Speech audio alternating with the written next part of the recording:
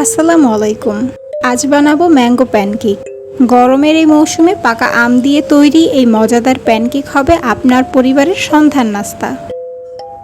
Pancake বানিয়ে নেবার জন্য প্রথমে আমি একটা ডিম নিয়ে তাতে 2 চামচ চিনি দিচ্ছি। স্বাদ মতো লবণ আর তরল দুধ দিয়ে মিশিয়ে নিচ্ছি।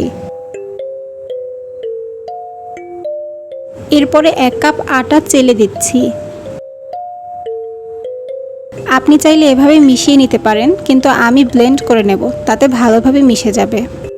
এজন্য ব্লেন্ডারের বাটিতে ঢেলে নিচ্ছি। আরও একটু তরল দুধ দিয়ে দিচ্ছি।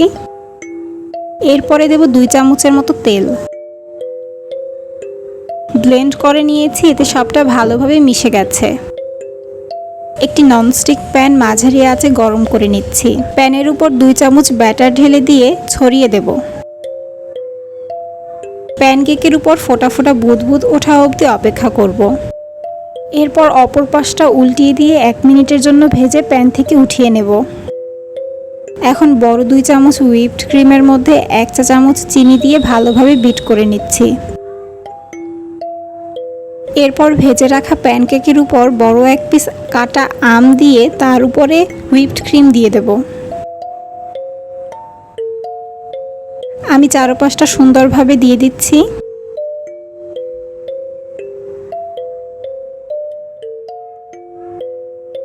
এরপর প্যানকেকটা চারপাশ থেকেই ভাঁজ করে নেব।